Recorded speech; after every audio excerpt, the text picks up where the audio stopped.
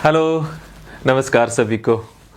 और आज वो खुशी का दिन आ गया है जब मेरा अपना विषय, जिसे मैं बहुत प्यार करता हूँ, शिद्दत से मैंने जिसे बहुत चाहा है, लोक प्रशासन, पब्लिक एडमिनिस्ट्रेशन, असिस्टेंट प्रोफेसर का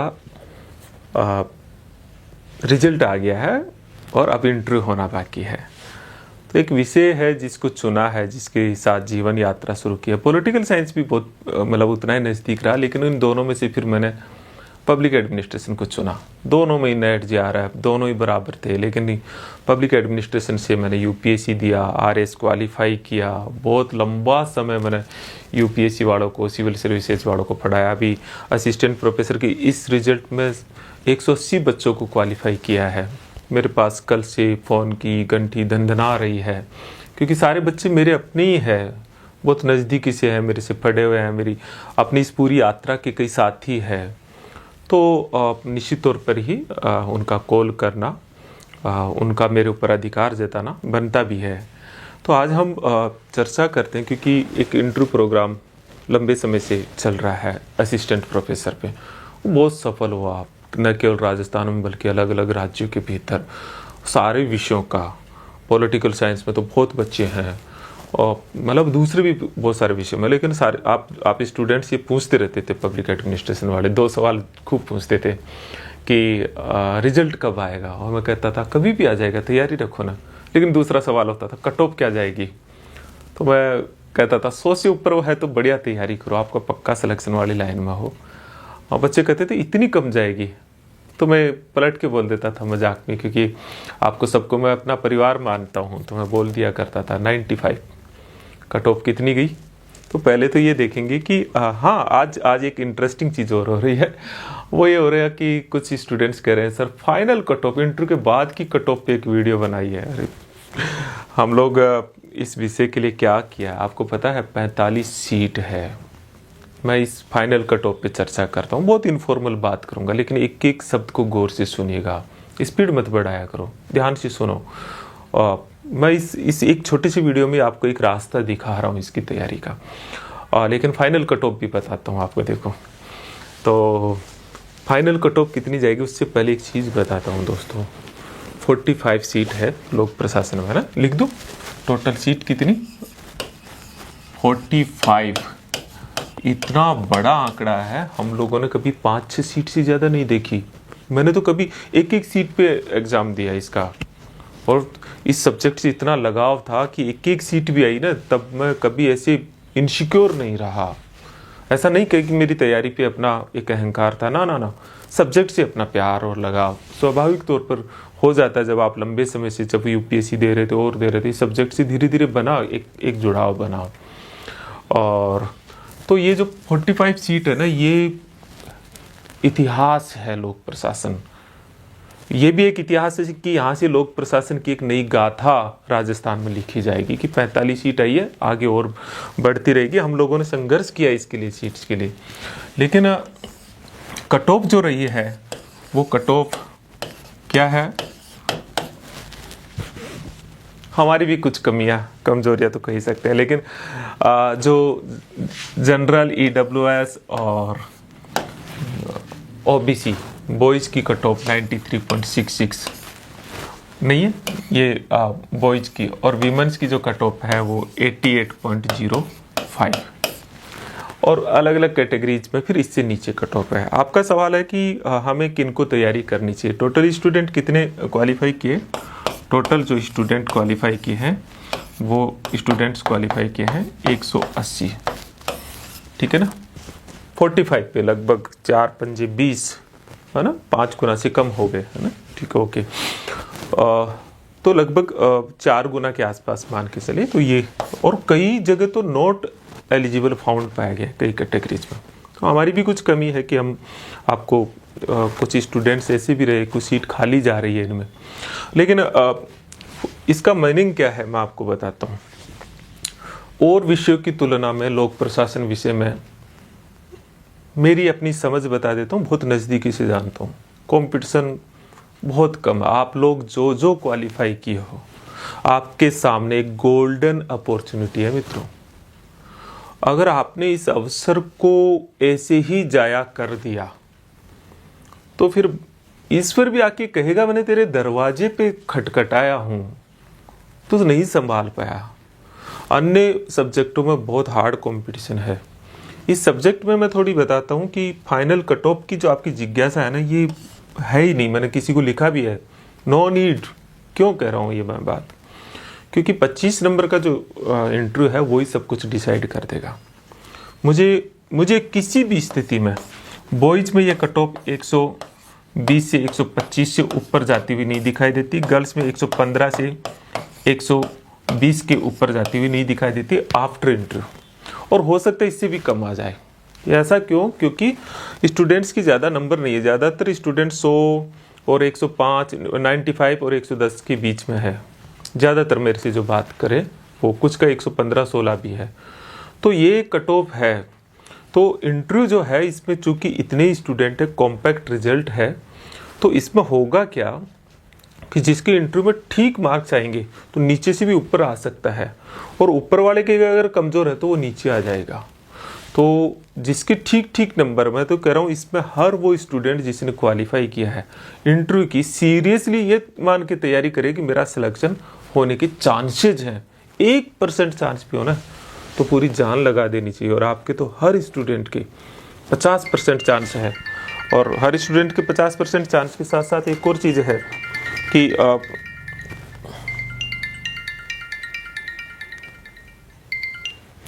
हर स्टूडेंट के 50% चांस के साथ साथ एक और चीज़ है कि कुछ स्टूडेंट के जिसके 110, 112 है, वो तो कंसंट्रेट, मैं तो कह रहा हूँ हर स्टूडेंट को कंसंट्रेट होकर तैयारी करनी चाहिए। चलिए दोस्तों, ये तो थोड़ी सी बात हुई है। अब आपका आता है कि हम तैयारी कैसे करें। मैं थोड़ी थोड़ी चीज़ें बता देता हूँ, फिर एक दूसरे वीडियो में बताता हूँ। सबसे पहले है ना, किसी भी विषय का ये जो असिस्टेंट प्रोफेसर का इंटरव्यू है ना, ये सिविल सर्विसेज की इंटरव्यू से बहुत अलग होता है। तो किसी भी विषय का जो लिटरेचर है, वो लिटरेचर बहुत ज़रूरी चीज़ होता है। तो आप क्या करें, सबसे इम्पोर्टेंट चीज़ होती है वह है साहित्य की जानकारी लो। तो आपके पहले यूजी के विषय क्या है, पीजी के विषय क्या है, और पीएचडी भी साथ ले लेता हूँ। तो पहले तो आप ये पता करो कि आपके कंपलसरी पेपर, जैसे पीजी में कंपलसरी रहते हैं, हम इसको तो छोड़ देते हैं, लेकिन आपके कौन कौन से पेपर्स थे ये पता करो कि कौन कौन से पेपर्स थे, और उन पेपर्स की अच्छी अच्छी बुक्स, उनके बेसिक्स चीज़ें। सबसे पहले पेपर, उनमें नंबर कितने थे ये पता करो। पीजी के अंदर कौन से कंपलसरी पेपर थे, स्पेशली कौन सा ऑप्शनल पेपर है, ये देखो। आप पहले अपनी मार्कशीट को देखो, उनके मार्क्स देखो। और पीएचडी, सबसे पहले इनमें यूजी, पीजी और पीएचडी से संबंधित बुक्स है ना, जरूरत पड़े तो जर्नल्स, और जरूरत पड़े तो अदर जो सोर्स, स्टडी सोर्स है, उनको देखो। सबसे पहले कहाँ कहाँ क्या क्या है लिस्ट बनाओ आप। मैं बायोडाटा पे चर्चा नहीं कर रहा, डायरेक्ट सब्जेक्ट पे कर रहा हूँ। तो एक लिस्ट पे काम करो आप, लिटरेचर पता करो। आप, मेरी लाइब्रेरी भी बहुत समृद्ध है, मैं आपको जब होगा मैं भी बताऊंगा, आपकी मदद करूंगा इसमें कि क्या क्या चीज़ें हैं। जो हिंदी मीडियम के उनको इंग्लिश मीडियम भी पता होना चाहिए। तो लिटरेचर की जानकारी लो, सबसे एक काम। लाइब्रेरी, राजस्थान यूनिवर्सिटी की लाइब्रेरी बहुत समृद्ध है। राजस्थान यूनिवर्सिटी की लाइब्रेरी में हम विजिट कर सकते हैं, वो देख सकते हैं। तो एक तो ये काम करें। दूसरा, फिर हम इसके भीतर जब ये काम हो तो मैं दूसरा कदम क्या हो, दूसरा कदम दोस्तों बहुत इम्पोर्टेंट है। दूसरा जो कदम हो वो आप इंटरव्यू देखिए। इंटरव्यू ये नहीं है कि आपको क्या नहीं आता, क्या आता है उसका परीक्षण होता है। मैंने बहुत सारे वीडियोज, मेरे जो सीबी कैंपस ऐप है जिसके माध्यम से सारा इंटरव्यू प्रोग्राम आप जुड़ते हैं, और आप लोग भी इंटरव्यू प्रोग्राम से जुड़ सकते हैं, उस पूरे में बताऊंगा भी उसमें। तो उसमें मैं बहुत सारे वीडियोस, बहुत सारे एक्सपर्ट से बात करते हैं हम, तो उनके सार बता रहा हूँ कि इसमें ये नहीं कि आप जाके किताबों के पीछे लग गए, नहीं। अपनी पूरी तैयारी को आप 3 भागों में बांटो। 3 भागों में सबसे पहले ये होता है कि आपका कोर पार्ट, आपसे पूछा जाता है हमेशा इंटरव्यू में कि आप क्या पढ़ के आए हो।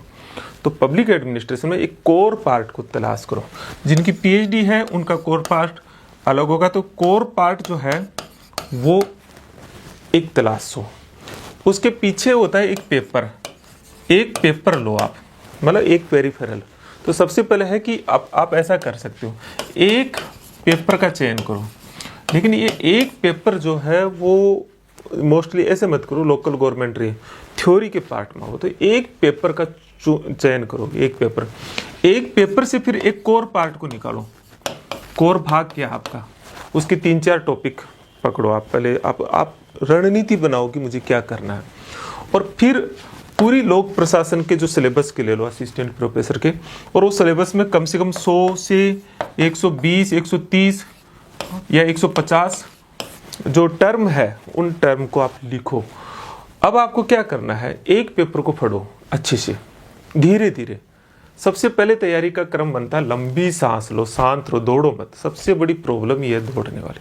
शांत हो जाओ, एक पेपर को लो, उसको पढ़ो धीरे धीरे। 1 किताब 2 किताब आपने नोट्स बनाए, उन पेपर के 2-3 जो कोर पार्ट है, 2-3 जो टॉपिक है, कम से कम 3 टॉपिक कम से कम हो। इन 3 टॉपिक्स 4 टॉपिक्स को सिलेक्ट करो, उन पे बहुत गहरे से समय दो उन्हें।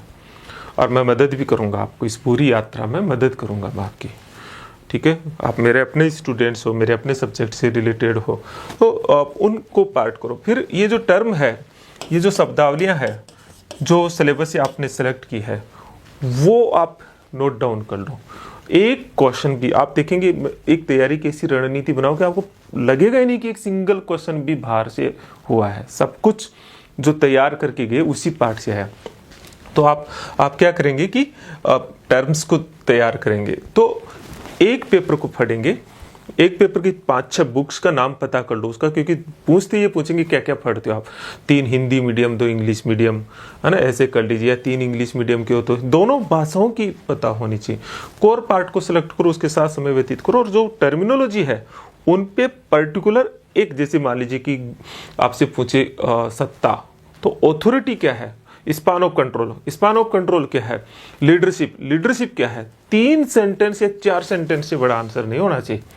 ऐसे लैंग्वेज की फिनिशिंग आ जाए आपको गुड गवर्नेंस, तो गुड गवर्नेंस क्या है, ट्रांसपेरेंसी क्या है, आपको सिटीजन चार्टर, तो सिटीजन चार्टर होता क्या है। तो आपको बहुत सारा आता है, लेकिन वो शब्दों में नहीं गढ़ा जाता है। तो ये हम कर लें। फिर जब ये बड़ा डिसाइड कर लो, उसके बाद में फिर आप रणनीति बनाओ। कुछ चीजें बहुत जरूरी होती है, जैसे एक चिंतक, थिंकर्स का जो है, सबसे आपका पसंदीदा चिंतक कौन सा, थिंकर्स, इसका अलग पार्ट होता है। ये पूछते हैं, तो कोई एक थिंकर्स को लो, उसको न केवल उसकी मूल विचार के साथ साथ उसकी जो बुक्स है, लिटरेचर उसने लिखा, वो उसकी जीवन यात्रा, और उसके साथ साथ फिर उस मूल विचार की आज रेलेवेंसी क्या है और उसका अन्य से क्या संबंध है। तो एक थिंकर्स को लो, और वो क्यों आपको पसंद है, उसका कौन सा विचार पसंद है, उस मूल विचार पर आप जो है कई क्वेश्चंस को सृजित करो, डेवलप करो। एक और चीज मैं आपसे कह रहा हूं दोस्तों, कि आपको जितना आप थोड़ा मतलब आधा पढ़ के आधा काम माइंड को सृजन में देंगे, तब इंटरव्यू की तैयारी होती है। इंटरव्यू की तैयारी ये नहीं कि आप लग रहे हैं, तभी तो मैं कहता हूँ एक कन्वर्सेशन के भीतर आइए, थोड़ा खुश रहिए, थोड़ा सृजन कीजिए, फिर देखिए कि आप बात करते हैं तो बात करने का अंदाज ही क्या होता है। तो ये सारी चीज़ें, तो एक थिंकर्स को चुनो। इसमें क्या क्या चीज़ मैंने आपको बता दी। दूसरा, एक कोर पार्ट को ज़रूर हमें देखना है। देखो इसमें क्या होता है, एक थ्योरी होती है, थ्योरीज होती है, प्रिंसिपल्स होते हैं, प्रिंसिपल्स ऑफ ऑर्गेनाइजेशन नहीं, और इसके अलावा आपका थिंकर्स मैंने आपको बता दिया, ये कोर पार्ट होता है। तो इसमें आप देखेंगे ये प्रिंसिपल्स इतने इंपॉर्टेंट नहीं है इंटरव्यू के लिए, इसमें तो छोटी चीज़ कभी पूछ लेते हैं, लेकिन थ्योरीज बहुत इंपॉर्टेंट है। क्लासिकल थ्योरी में फिर वेबर देख सकते हैं, आप सभी जानते हैं, ह्यूमन रिलेशन में एल्टन मेयो देख सकते हैं, फ्योल देख सकते हैं, टेलर हम क्लासिकल में देखते हैं। इसी तरह से आपका लूथर, गुलिक, एलुरविक, मून एंड रेले, और फिर हम आगे बढ़ते हैं तो फिर बहुत सारी चीज़ें, जैसे व्यवहारवाद को और सिस्टम अप्रोच को देखना चाहिए, रिक्स को बहुत अच्छे से देखना चाहिए। इसी तरह से आपका जो एडमिनिस्ट्रेटिव बिहेवियर है बहुत इंपॉर्टेंट पार्ट है, मोटिवेशन, लीडरशिप, कम्युनिकेशन, कंट्रोल, और उस पे साइमन का विचार। ये जो पार्ट है, इस पार्ट पे कमांड करो थोड़ा, उसमें से कोई 2-3 को सिलेक्ट करो, तो इससे लगता है कि आप पब्लिक एडमिनिस्ट्रेशन के स्टूडेंट हो। लेकिन इससे भी ज़्यादा जो ज़रूरी चीज़ है, देखो मैंने उसी क्रम में लेके आ रहा हूँ जिस क्रम में आपको देखना चाहिए, वो है आपका लोक प्रशासन का इवोल्यूशन। इवोल्यूशन है, विकास की पूरी जर्नी है, और वह संकल्पनाएं। संकल्पनाओं का मतलब क्या है, ये बहुत इंपॉर्टेंट पार्ट है उसकी, जो public administration versus private administration और political science versus public administration, पूरी एक विकास यात्रा में, भारत में विकास यात्रा। लेकिन उसमें इंपॉर्टेंट चीज़ जो पूछी जाती है वो 3-4 चीज़ें पूछी जाती है, एनपीए, एनपीएम, और उन सबसे ऊपर गुड गवर्नेंस।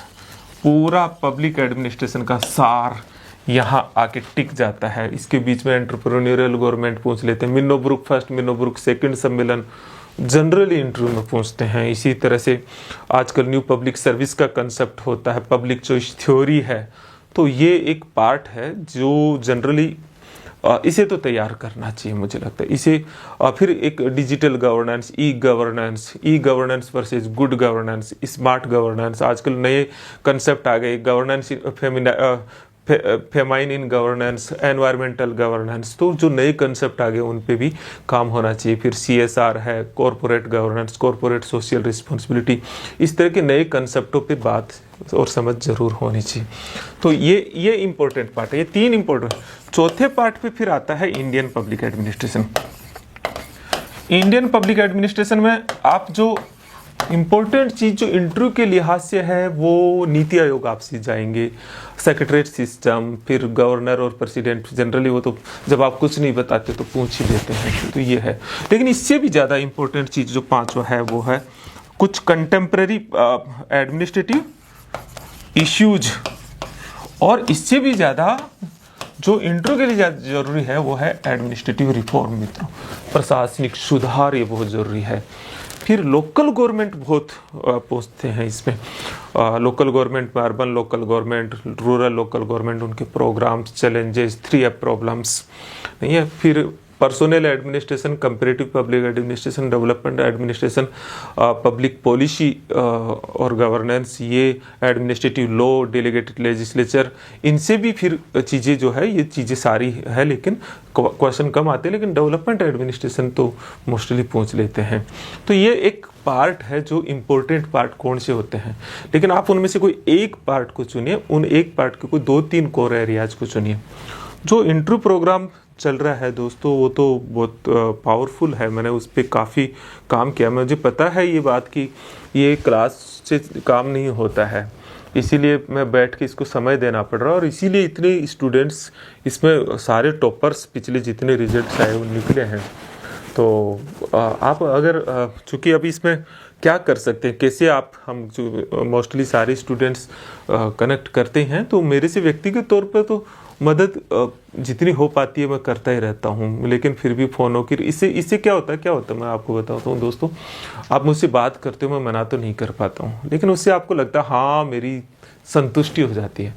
ये एक धैर्य की चीज़ है। इसमें आपको पहले सुन कर के, समझ के, आपके स्तर को जान के फिर आगे बढ़ा जाता, समय लेता है।